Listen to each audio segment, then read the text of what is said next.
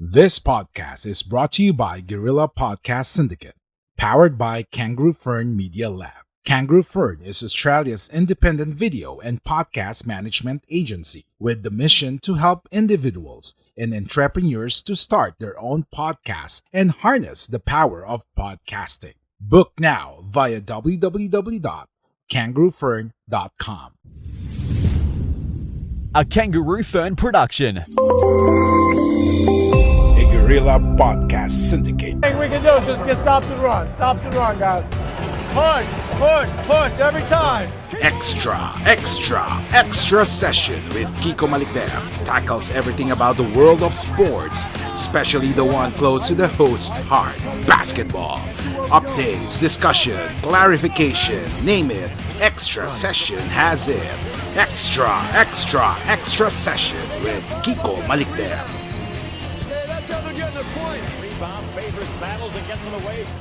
So good day, ladies and gentlemen, and welcome to another episode of Extra Session with Kiko Malikdem here in Guerrilla Podcast Syndicate.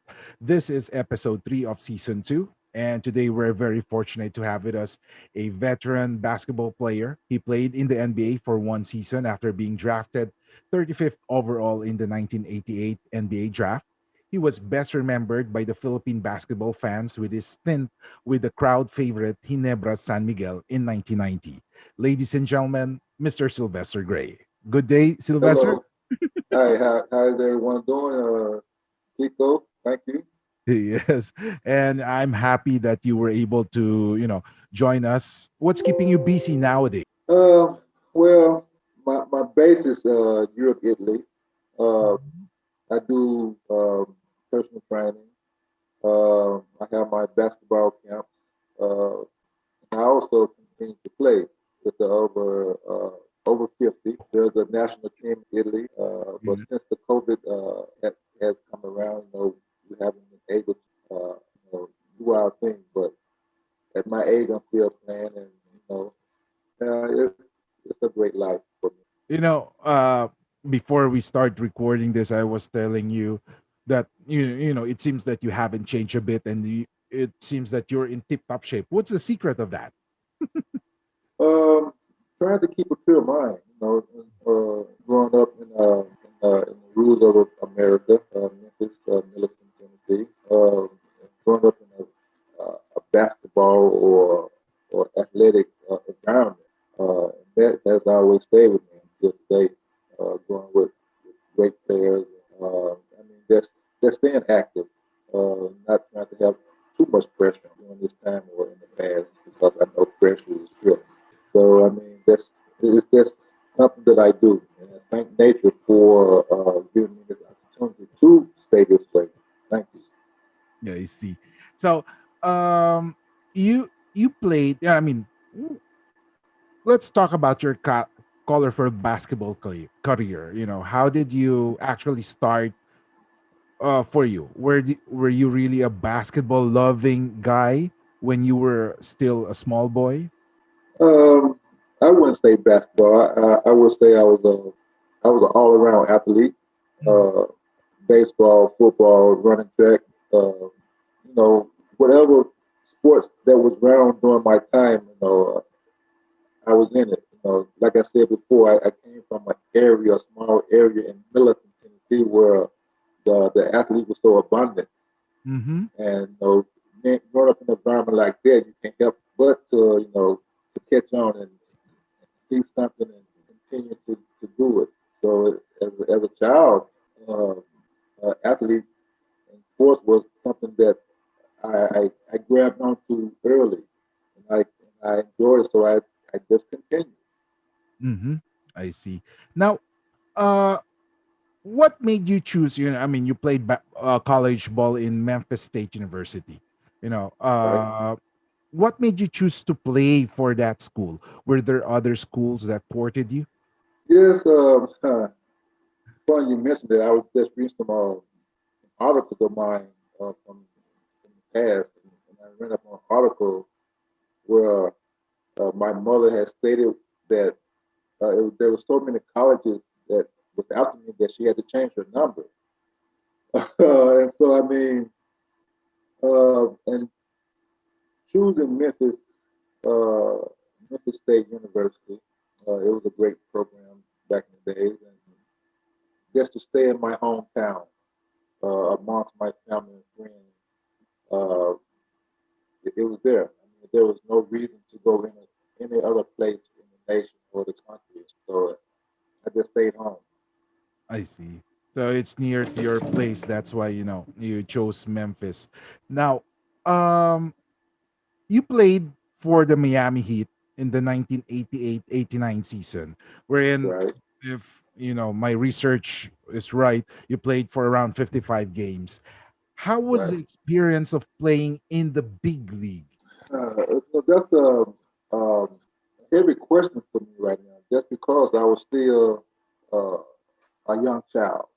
I Mhm. was in actually in my sophomore year in university. So just because I came out of university early because of some certain things, Mhm. and I mean to play inside the NBA during that time with the great players like Magic and Michael and Larry Bird and Kareem and Charles Barkley, it's something I can't explain. It was just a moment for me where I was like, oh, I didn't I didn't know what was going on. I was still a child, but I was enjoying myself. I mean, in that era, how physical that time was. So I mean, it was like part of my growing up being physical and playing in the big league. So it was like, now that I look back on it, but my memory of playing in the NBA is, as a my mind was still as a child. But now that I see and I can feel that period in the past, I mean, it was great. I see. Were you starstruck? When you saw the so-called NBA legend. Uh, I can sit here and say no. I can say yes, Yeah. and there would be for the audience to decide. But when I saw Kareem and Magic and all those guys, I mean, it was like, wow, I'm like Oh. really here. It was a dream of mine.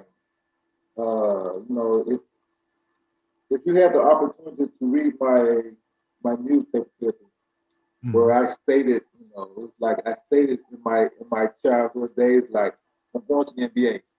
Yeah. So I mean, and that time came, it was like, wow. I mean, I manifested my own my own dream, or Mhm. whatever happened, I was there.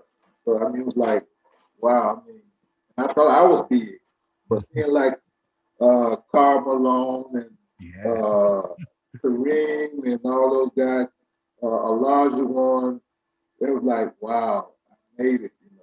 So Yeah. it was great. I mean, the starstruck for me, it really happened. Mhm. Now, after that season, you went on to play in the CBA for the Right? Rapid City Thrillers. What happened with the Miami Heat? Because we check on the stats, on how you played. I mean, based on the points, I mean, it's a good performance for a rookie back then. What Yeah. happened? Well, I mean, I can ask myself the same thing. What happened?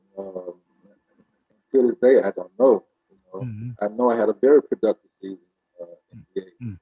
NBA. Maybe it was something that I done or what have you. Mhm. But for me to only get like a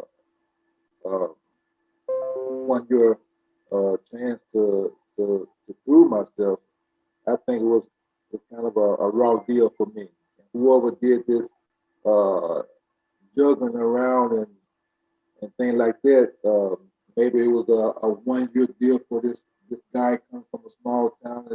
That's all he can handle. But like you said, I mean, I had a very productive season. Mhm. Uh, I have no clue. I mean, Mhm. plus, if you go back to my college and high school days, there's more things that connects to that. I can Mhm. sit here and tell you a story, but you won't believe it until you see the document. So I mean, it was like this was like a blue chip. Mhm. This chip was like, okay, move this chip here and take this chip and put it over here. So it's like this chip get pushed away. Mm-hmm. So I was like one of those chips that got pushed away for Oh, some what reason I don't know. yes. Now, like what I said, you played in the CBA, and then you were able to play for. Correct me if I'm wrong. For the late Flip Sunders, or was it Eric Musselman already? I played for Eric Muslim, yes. Mm-hmm. I always had a great time with those coaches. And I'm blessed to have been coached by some of the best coaches in the world. Mm-hmm. From my high school, college, NBA, CBA, the Philippines, under Jaworski, Yeah. that it's like wow, it's like I was this player that that's valuable to these coaches. It was something amazing. Mm-hmm. Now, after 2 years in the CBA, you found yourself, in the Philippines, playing for the most popular team until now. Well, believe it or not, it's they're called as Ginebra San Miguel. But when you played for their franchise, their name was Anejo Rhum. How Right, did you get to the Philippines? Who hooked you up?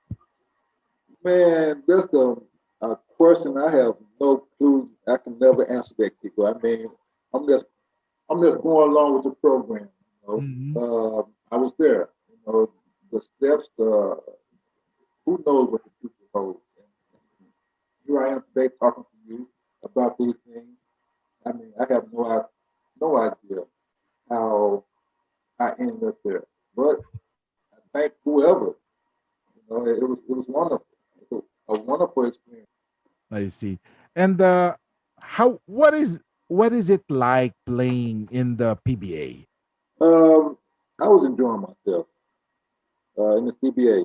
I mean, PBA, it was PBA, PBA. PBA. Okay, Yes. PBA. I mean, the most the experience I had and my my most memorable moments were the public, were the people, the city in general, Hmm. and basketball was part of it. The Philippines. I never heard of it, but then I got there and I met the people, and to see what it was like. I mean, it was a lovely experience. I mean, it was very heart touching, heartwarming. Playing with some of the guys, I can't remember the name. Believe me, the only person I remember is Coach Jaworski. Jaworski. How tough he was, Mhm. how he always pushed me to be better.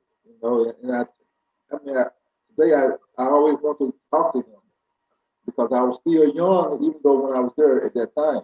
Yes.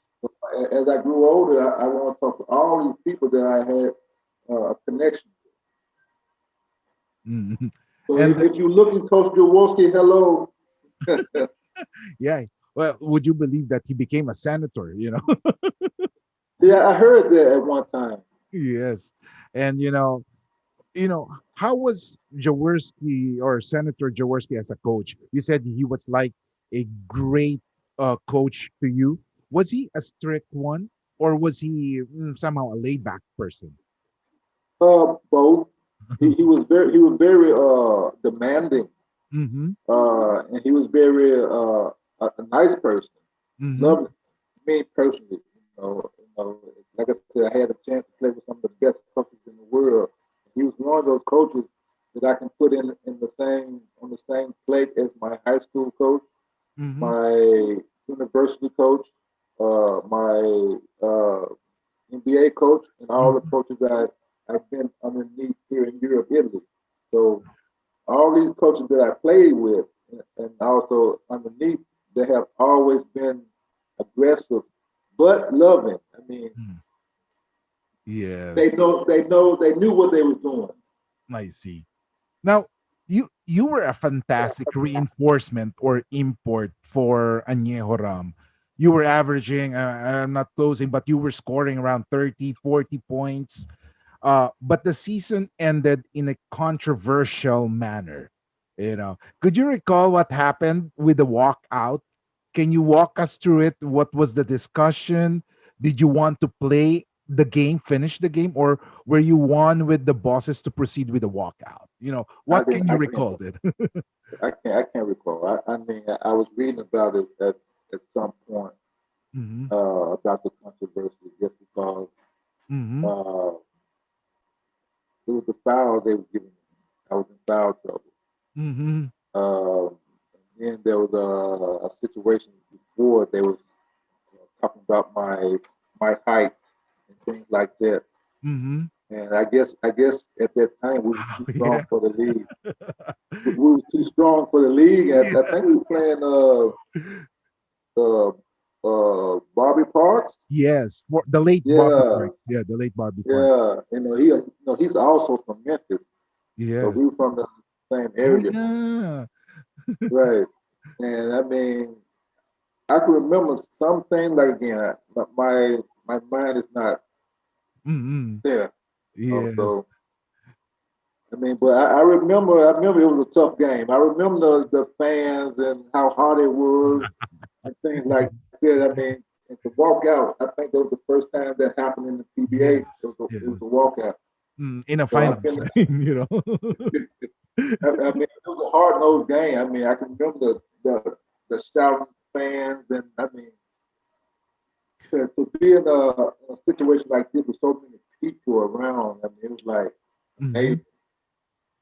Yeah, if I could remember, that 1990 finals was a close one. Every game was hard fought. It could have gone in other way. Uh, Añejo could have won the games that you lost.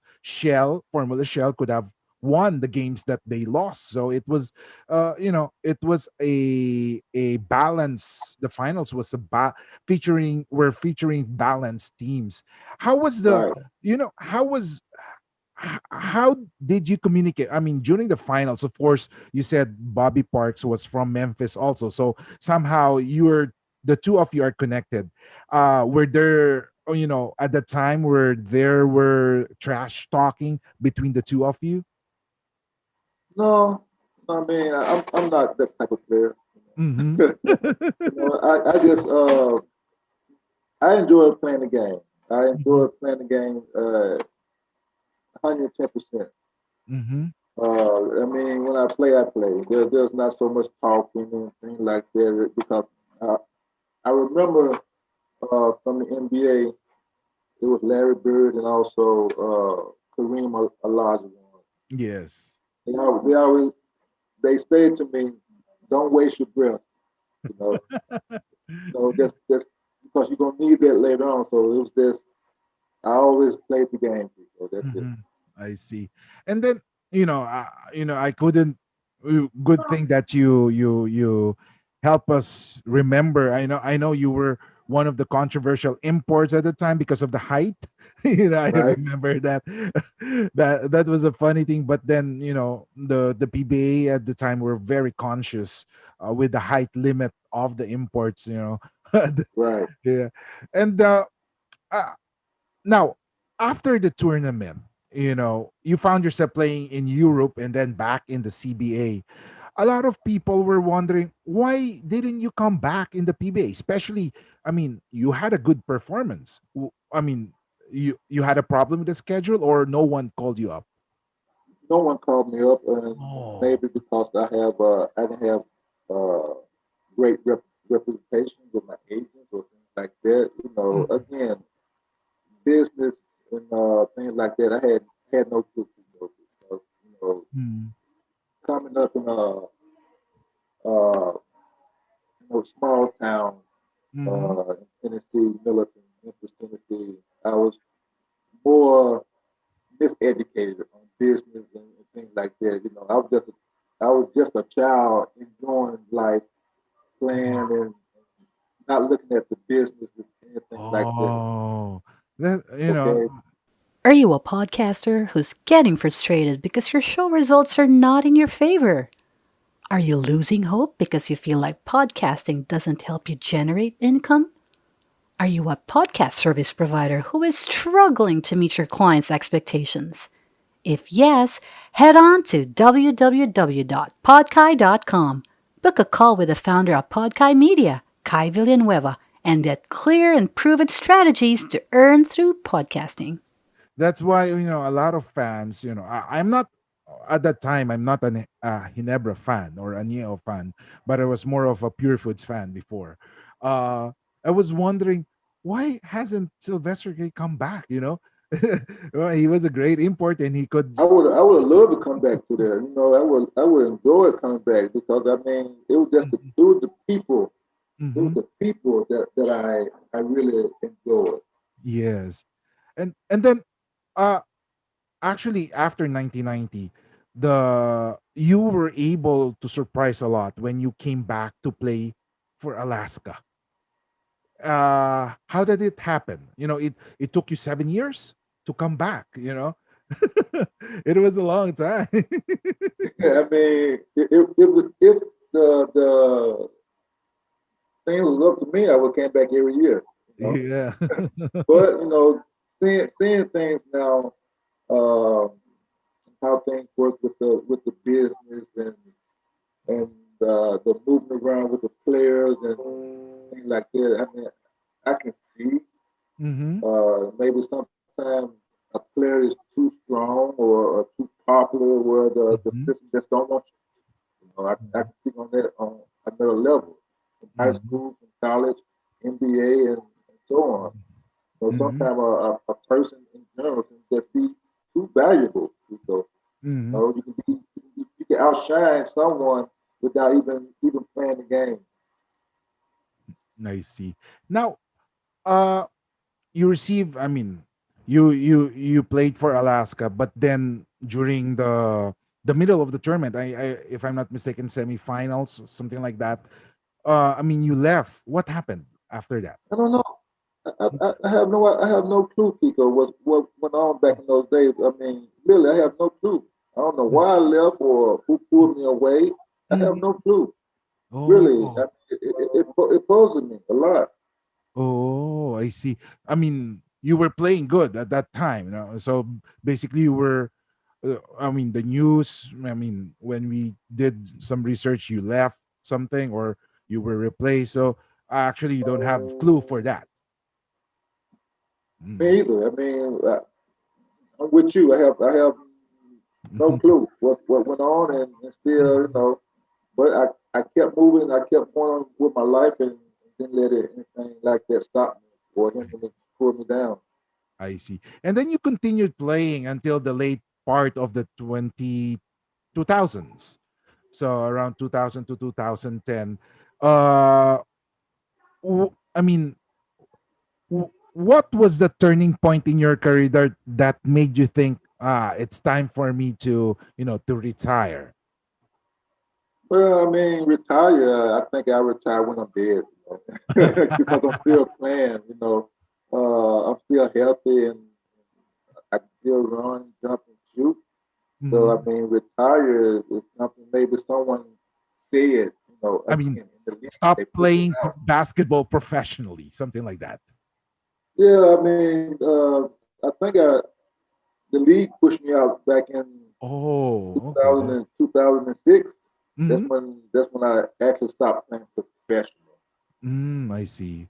Uh, it's more things to them also, just because Mhm. of some things doctors said, some coaches said, uh, to put things out in the air that uh, that we say that didn't want other teams to contact me because Mhm. something that other people said about me, which it never happened or it didn't appear to me or it didn't, Mhm. like an injury. It gave me an Mhm. injury where I never had. You know, Oh, okay. yeah. I mean, it's the world of misinformation. Mhm. When people say things, like I said before, you can be too great. They have to find something to push you out. I Mhm. think I was one of those players where, okay, this guy has this and this guy has that. But Mhm. shit, I never missed a game for an injury they gave me. I see. Now, what was the biggest? Well, let's start with a positive one. What was your biggest achievement in your basketball career?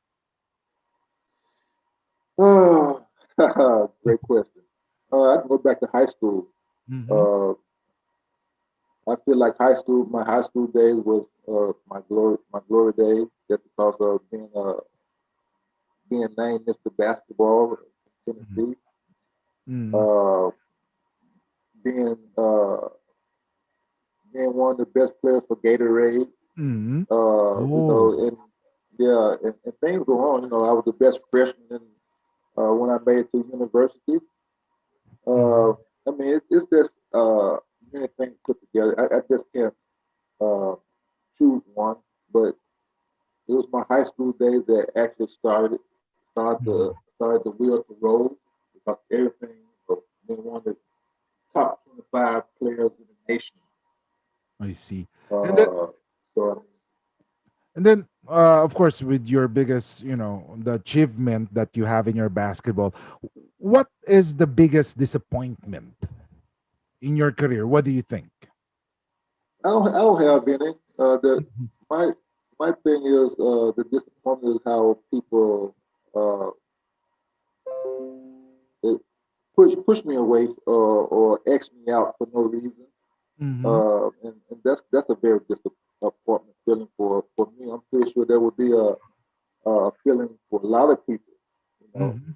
uh, I mean, it was just something where, like I said, with the doctors and the coaches and the general managers, like they all came together and like, okay, this is enough. You know, instead of just asking me or diagnosing me with the physical feeling, instead of just going by an X-ray machine or something like that. You know, the disappointment is the people outward. You know, Mhm. I never did anything uh, to the system. So Mhm. I mean, like the system is missing for some reason. I don't know. I see. Now, um, so basically, you said you have a family right now.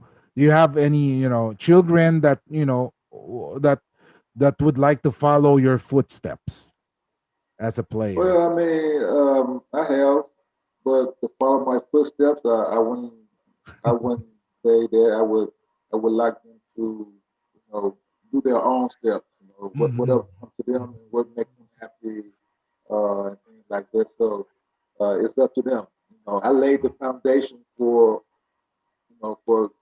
for many people, Mhm. not only my children, but also for other children around me and my nephews and Mhm. people who watch me, the younger children. Uh, I work with many young children till today. I see. Now, um, you said you were running a basketball camp, Right. there in Italy. Um, do have you thought of being a full-time coach in a basketball team? Does that cross your mind already? Well, yeah, I tried again. For many years, I tried here in Europe, in Italy, to work with the children. I see. I even got my license to coach, Oh, okay. but then again, something that kept me away from the system. Mm-hmm. Uh, I don't know, because the children love me here. Uh, they always ask me, "Oh, okay, when you gonna coach?" I said, "Hey, I'm always ready to coach, but then again, there's another this energy out there that don't want me to be around your children. Maybe Mm-hmm. again, maybe it's my way of coaching Mm-hmm. or way I handle with the children, because my way is not their way." I see. Now, do you? We'll go back with the PBA during your time. Do you remember, your toughest opponent in the PBA? So you want to start a podcast? Or perhaps you've already started one, but you're still unclear on how you can actually make this podcasting work. No worries. That's why we're here for you. We are Guerrilla Podcast Syndicate, powered by Kangaroo Fern Media Lab. Join our network. Contact us at info@kangaroofern.com because we're stronger together. Huh. I can't remember names. I Yeah. mean, there was one guy I have his picture with who was pretty tall. Uh, he wore goggles. Uh, Is it and a Filipino or import? it was a Filipino actually, because they always play hard. They always play hard against me. Now, I'm pretty sure they played hard against all the players that came there. But just because when you come to an area, you go to the home of other people, they're always gonna play hard. And, and plus, it was so hot. I Yeah. mean, all the guys play hard. It never was a easy game Mm-mm. for games when I played. It was always a battle. It was a Mm-mm. war. And I remember the first time I caught cramps in the Philippines. Yeah, I have to recall that, because I was still, around 10 years old back then.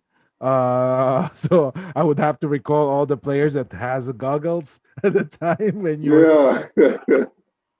No, but that's one great thing that you said. So so anybody who's watching this, you could send us a message. Who could that be? Who that player could be? Now, I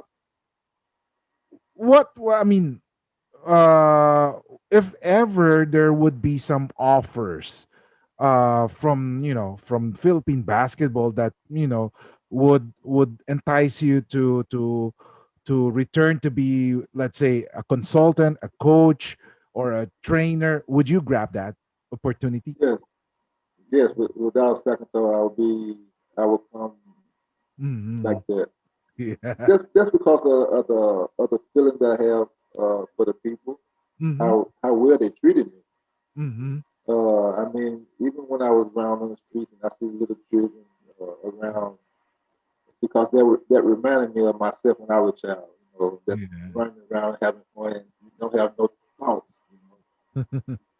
I see. Just driving through the pasture when I was seeing the people out there, and it was just it Yeah. reminded me so much of me when I was young. Were you able to see old photos of you playing in the PBA? No, I have one or two photos. I see. Uh, Well, I would look for it, and I would, tag you with it, because we do have some, some pages that really, it's like a trip down to memory lane. right, When right. that's why, yeah. How about Sylvester Gray? Yeah, he was a great import. Whatever happened to him? Something like that. I'm still here, guys. I'm still kicking it. Now, do you have any message for your fans, supporters, and family before we wrap things up? Well, I mean, I want to say thank everyone for the support. Mhm. Thank you for reaching out and having this pleasant conversation. I guess it's been a long time coming. Here we are. Uh, and I just want to say to my fans, if I still have some out there, Yes. you Yeah. know, I miss you guys, and I hope one day we can reunite and have some sit I, down conversation, or you all bring your kids to me and see where we can go from there. I see. Now, one more thing. Well, there were a lot of former PBA players or imports that played in the Philippines. Usually they settle down in back in America. But I was surprised. That's why when we were talking, chatting, what in what time zone are you in right now? So I was surprised. Whoa, you're in Italy. Well, I mean, I'm what? in Italy. Yeah, what made you decide to stay put in Italy? Uh, you never know what the future holds for you, and I found myself a home away from home. Mm-hmm. And I found that that the situation here with the people was much greater than my home base. For as communicating and the feelings Mhm. the people have for me, even though if they knew I wasn't a basketball player, and it's just a different type of feeling. I see. From a small town, and like I said, cutthroat city.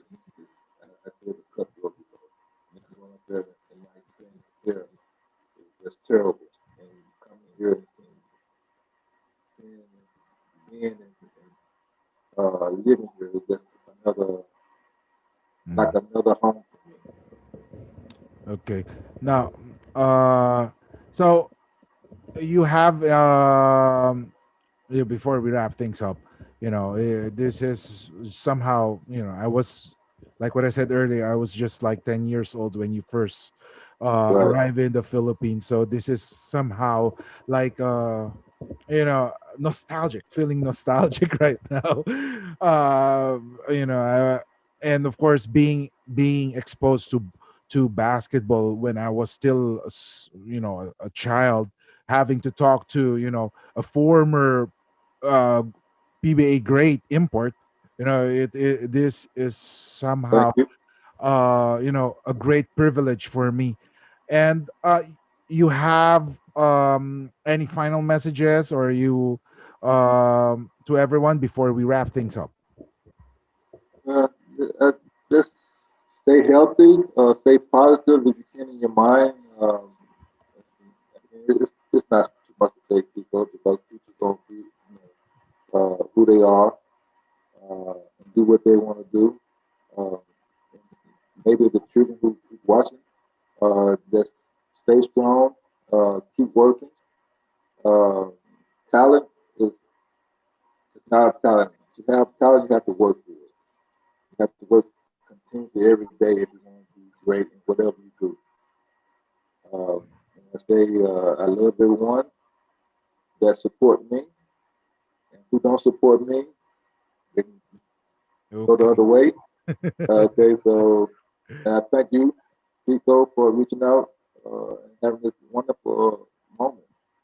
Yes, sir. So, this has been a great privilege, like what I said earlier, a great privilege for us to get hold of you, and hopefully we'll be able to get in touch with you.